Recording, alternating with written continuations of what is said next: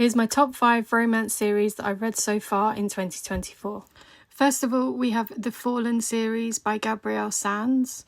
This is a mafia dark romance and I think is completely not given enough exposure on social media because this is an absolutely brilliant series. It's about 4 guys who are linked by the mafia, with the first book about the Don himself and a group of sisters. The first one has a bit of everything: forced proximity, kind of enemies to lovers, pretty much everything in there.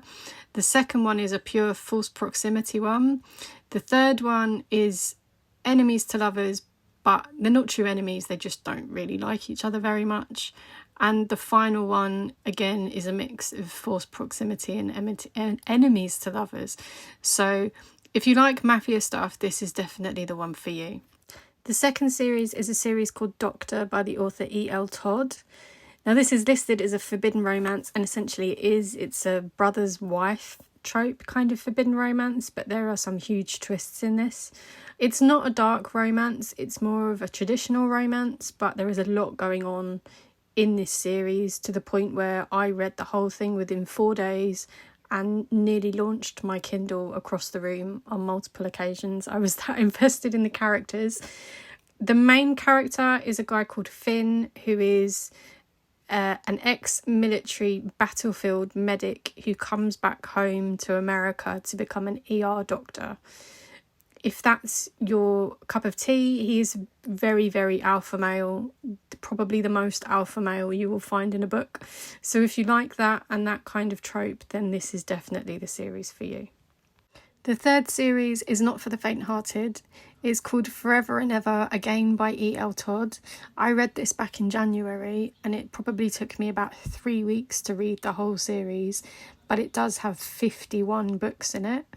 They are quite small books, probably between 200 and 300 pages each, but I read all of this on Kindle Unlimited and I started it without really realising it was such a big series, but the whole thing was... I couldn't put it down. It follows a group of friends, about 6 or 8 friends that are all cousins, and it goes from their time at the end of college to just getting married and having children, so probably over the space of about 4 to 6 years altogether.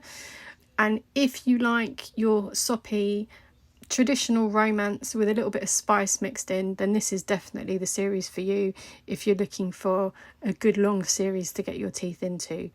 I highly recommend this. I was up so many late nights reading this series that I think this is probably the top series that I've read so far this year. If you have read it, please let me know your opinion. My favourite character is Slade by far.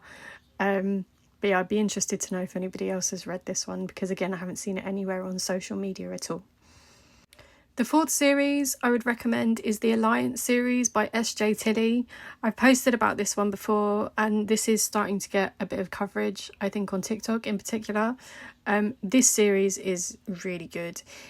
People call it a mafia series, but it's not traditional mafia. They're not mafia, they are just criminals, I guess organised criminals. But they are almost like Robin Hood criminals and vigilantes. So they're not the bad guys. They're not the bad guys.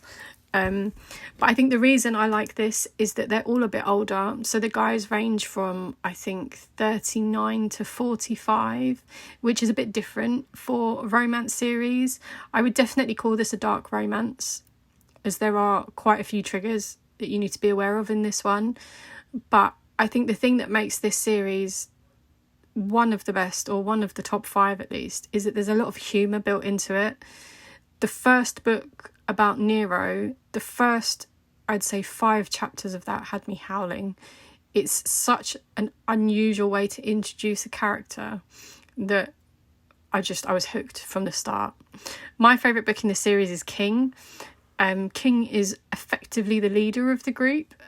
Probably the others wouldn't agree with that, but he is. But I know a lot of other people prefer the third book, which is about Dom, but they're all good and I would recommend all of them.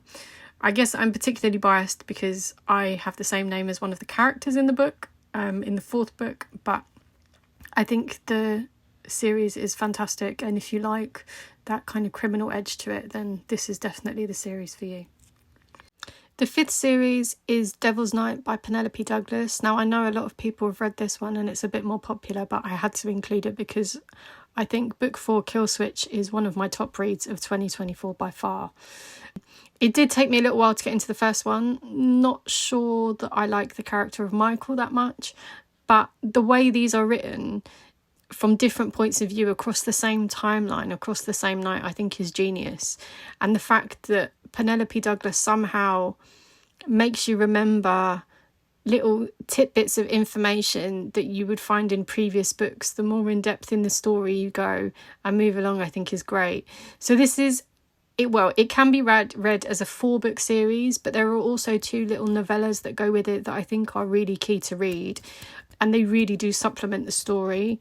So if you've only read the 4, I would say go back and read the 2 novellas, because they really do help and they really do supplement it. I really hope that she's going to bring out some more, because the introduction of kids right at the end and Kai's son Mads, I think, is a fantastic character. So I really hope that there's an expansion to that, but I'm not sure there will be. So that's my 5 series for 2024. If you've read any of them or you have any opinions on them, please let me know. I'll be especially interested in the ones that you don't see on Book Talk that often. But happy reading.